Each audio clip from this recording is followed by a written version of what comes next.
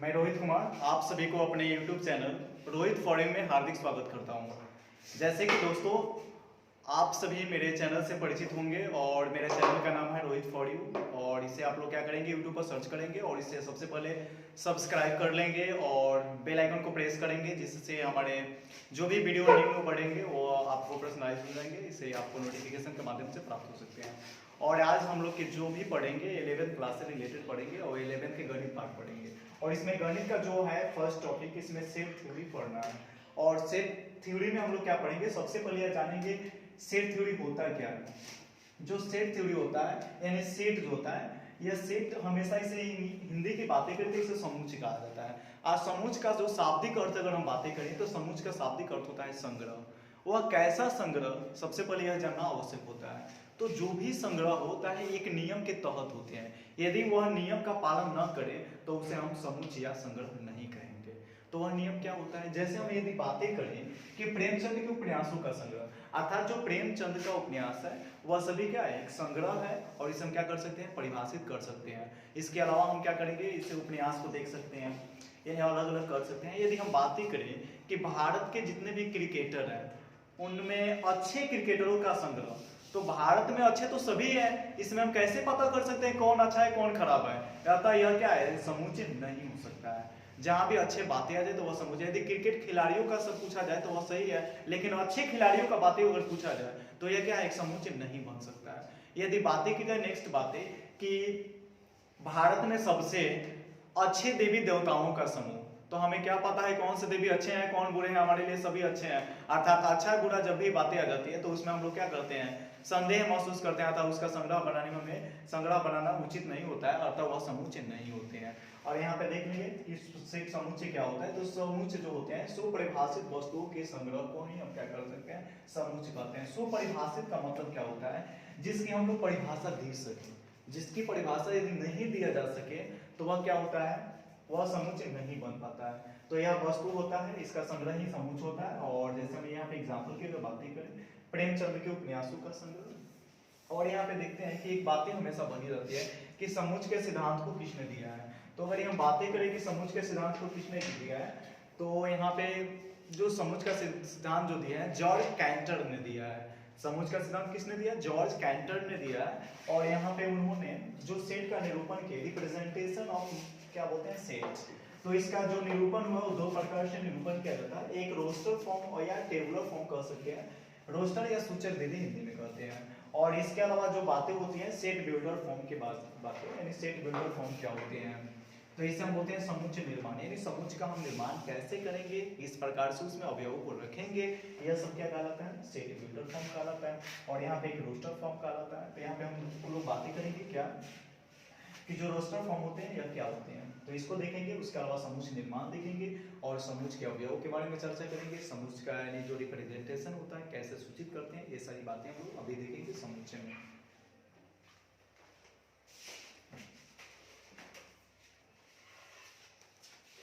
और जो हम समुच्चय की जब बातें करें, यहाँ पे समुच्चय को हम कैसे पहचानेंगे कि वह समुच्चय ही है, तो इसे पहचानने के लिए सबसे पहले हम यहाँ पे क्या करते हैं, एक उदाहरण लेते हैं। जब इसका एक उदाहरण लेंगे जिससे हम स्पष्ट कर लेंगे कि जो समुच्चय होता है या किस प्रकार से होता है। और हमारे पास क्या दिख रहा है, एक उदाहरण लिख लिया और इस उदाहरण के माध्यम से हम समझते हैं। तो जो यहाँ से एक बातें अगर करें कि जो समुच्चय को कैसे प्रदर्शित करेंगे, तो यहाँ पे लिखेंगे समुच्चय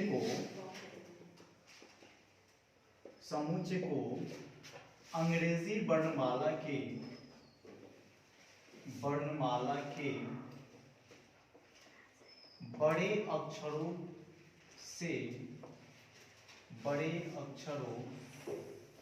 से सूचित किया जाता है।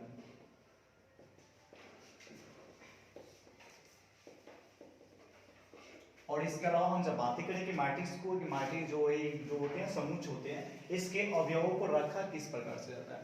तो जो समुच्चय के अवयव होते हैं हमेशा इसे किस में रखा जाता है, तो इसे हमेशा मिडिल ब्रैकेट में रखा जाता है।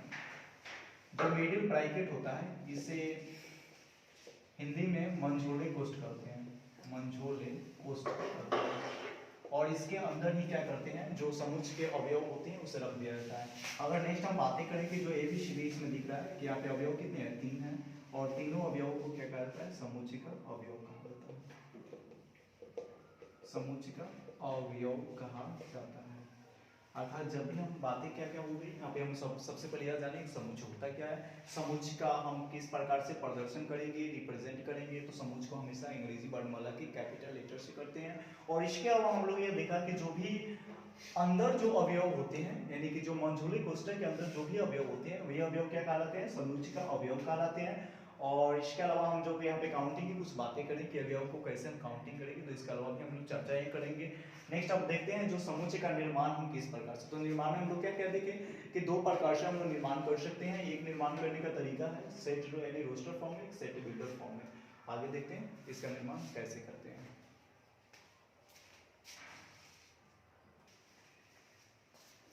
अब लोग हम लोग क्या देखते हैं, समुच्चय जो सिद्धांत होते हैं समुच्चय का निर्माण के बारे में हम लोग पढ़ रहे थे। और इसमें देखें कि जो रोस्टर फॉर्म होता है इसमें निर्माण करने की दो विधि बताई गई।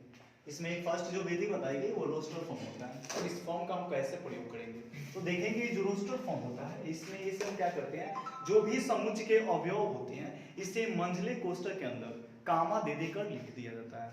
जब मंझले कोष्ठक के अंदर हम क्या करते हैं, कामा देकर यानी मिडिल ब्रैकेट के अंदर जब अवयव को कामा करके लिखते हैं तो लिखने का यही तरीका हमारे क्या कहलाता है? रोस्टर फॉर्म कहलाता है। और देखते हैं इसके कुछ उदाहरण पे हम चर्चा करें। तो देखिए इस विधि में क्या लिखा गया है, जो यह विधि है इसमें लिखा गया है स्पष्ट कि इस विधि में समुच्चय के अवयवों को मंझले कोष्ठक, जो यहाँ पे सिंबल दिख रहा है तो हमेशा यही सिंबल का आप प्रयोग करते रहेंगे, के अंदर अवयवों में अल्प विराम अर्थात कामा देकर लिखा जाता है। और इस पे देखिए एग्जाम्पल की अगर हम बात कर लेते हैं कि एग्जाम्पल लिख दिया गया है जो n है, अर्थात हम लोग हमेशा अगर इसकी बातें करें कि प्राकृतिक संख्याओं का समुच्चय, जब आप पूछा जाता है कि प्राकृतिक संख्याओं का समुच्चय को किस प्रकार से रिप्रेजेंट करेंगे, तो वहां पे जब बातें आती है हिंदी में तो हम लोग लिख दिए प्राकृतिक संख्याओं का समुच्चय। अब जब इसे समुच्चय में जब लिखने की बातें आती है तो वहां पे हम क्या करते हैं कि सबसे पहले अंग्रेजी वर्णमाला की कैपिटल लेटर लेते हैं, उसके अलावा एक मंझला कोष्ठक, तो इसमें देखते हैं कि कौन सी संख्या हमें लिखनी है। तो संख्या कौन सी? प्राकृतिक संख्या। तो प्राकृतिक संख्या हमेशा क्या होती है? गिनती की जो संख्या होती है जिसकी हम गणना कर सकते हैं। तो यहाँ पे दिख रहा है ना कि 1 2 3 4 हम कितना लिखेंगे, तो वहाँ पे क्या करते हैं डॉट डॉट करके छोड़ देते हैं। तो यह क्या कहलाता है? समुच्चय निर्माण यानी कि रोस्टर फॉर्म कहलाता है। इसके अलावा हम नेक्स्ट देखते हैं कि दूसरा एग्जांपल की अगर चर्चा करें तो हिंदी में लिखा गया है प्रथम 6 आवाज संख्याओं का समुच्चय। तो प्रथम 6 आवाज हम लोग को पता है, लेकिन इसे हम सेट में कैसे लिखेंगे?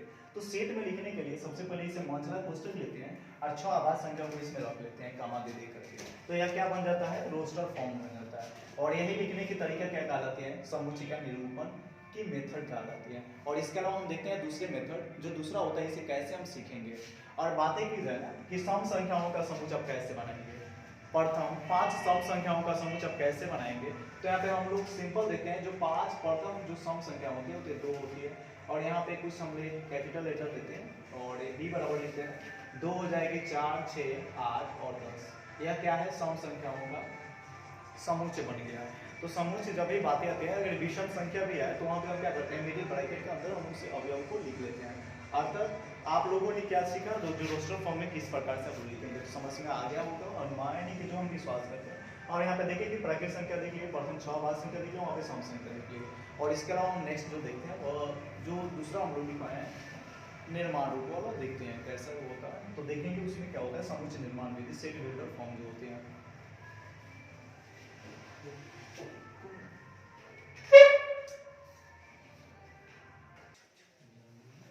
हम लोगों ने पहले रोस्टर फॉर्म देख लिया और इसके बाद हम लोग देखते हैं दूसरा सेट बिल्डर फॉर्म क्या होता है।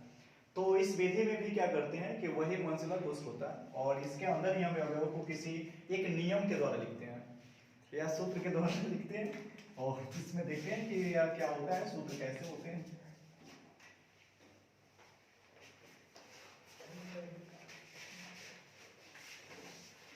और इसमें देखिए हम लोग जब इसका एग्जांपल लेते हैं तो एग्जांपल में एक नियम दिख रहा है कि जो x सच दैट है, अर्थात जो x का मान निकलेगा वह एक नियम पे है। वह नियम क्या है? 2n+3, अर्थात जो भी हम नेचुरल नंबर लेंगे यानी प्राकृतिक संख्या लेंगे वह क्या होगा? 1 से ज्यादा होगा, 1 के बराबर होगा या 1 से ज्यादा हो सकता है। जो नेचुरल नंबर है n की जो संख्या रखनी है 1 से अधिक रखनी है।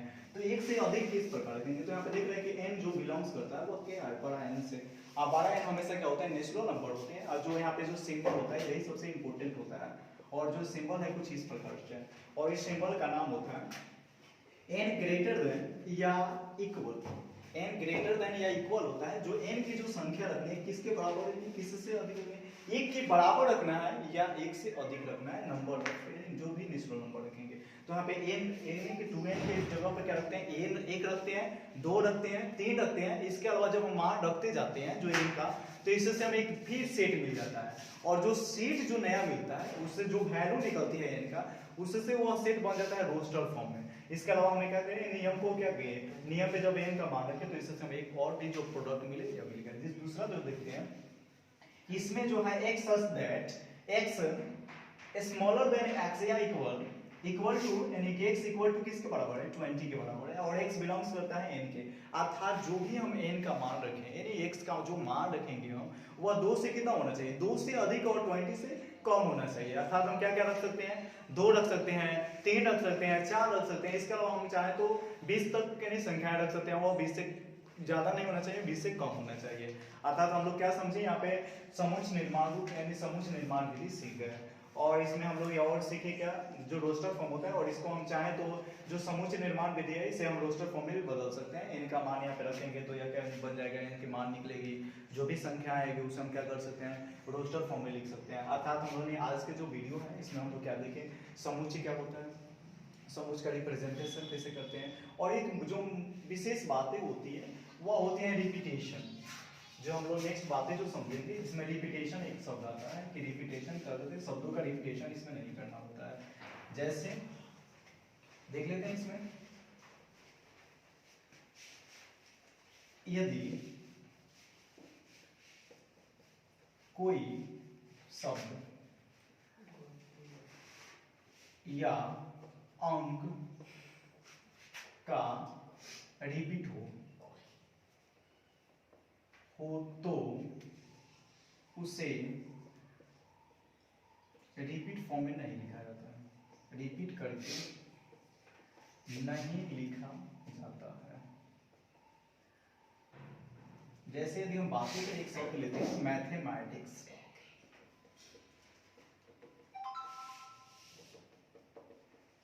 जब मैथमेटिक्स हम शब्द लेते हैं तो हमारे पास एक शब्द होता है, और जब इसे हम समुच्चय यानी कि जो रोस्टर फॉर्म में हम जब इसे लिखेंगे तो यहाँ पे लिखते हैं कि a इक्वल टू, यानी कि कोई सेट है ये, और इसमें जो दिख रहा है कि इसमें रिपीटेड वर्ड जो है वह यह एक जो है यह रिपीट कर गई है, t भी क्या है 2 बार आ गई है। इसमें हम क्या करते हैं, जो भी शब्द रिपीट होते हैं उसमें से एक ही शब्द को लिखते हैं, ना कि दोनों शब्द को लिखते हैं। अर्थात m है, m को लिख दिया, हमेशा जब भी लिखा जाता है तो कामा देकर ही लिखा जाता है अवयव को। इसके बाद ए है तो ए को लिख दिए, उसके बाद टी है, टी को भी लिख दिए, एच को भी लिख देते हैं, और ई भी लिख देते हैं। इसके अलावा देखते हैं हम आगे जाने पे तो मिल जाता है फिर डबल एम कर जाता है, जब रिपीट करता है तो उसे छोड़ दिया जाता है। इसके अलावा फिर आते हैं तो फिर रिपीट कर जाता है, तो यहाँ पे दिख रहा है कि डबल एन की रिपीट फिर कर गया। इसके अलावा देखते हैं टी, टी भी क्या है, रिपीट है, आई रिपीट नहीं है, तो आई को लिखेंगे और सी को लिख देंगे और एस को। यह क्या बन गया, यह एक समुच्चय बन गया। जब हम वर्ड को सभी को जब लिख देते हैं बिना रिपीट किए हुए तो वह समुच्चय नहीं कहलाता है। ठीक है, बस आज के लिए मुझे इतना ही। आशा करता हूँ कि आप हमारी वीडियो से काफ़ी संतुष्ट होंगे। आगे जो आपकी क्लास कंटिन्यू रहेगी, 11th मैथ आपका कंटिन्यू रहेगा। आगे भी कोशिश की जाएगी कि आपका समय से सिलेबस ऑनलाइन माध्यम से कंप्लीट कर दिया जाए, और जो भी आपके जो मित्रगण होंगे अर्थात जो 11th क्लास से जुड़े जो भी मैथ लेना चाहते हैं तो वो क्या करेंगे, हमारे चैनल को सब्सक्राइब करेंगे, लाइक करेंगे, शेयर करेंगे। इससे जो भी आपको जो भी हम लोग क्या करेंगे न्यू वीडियो अपडेट करेंगे वो आपको जब नोटिफिकेशन के माध्यम से प्राप्त हो जाए। Thank you watching for this lecture, thanks a lot.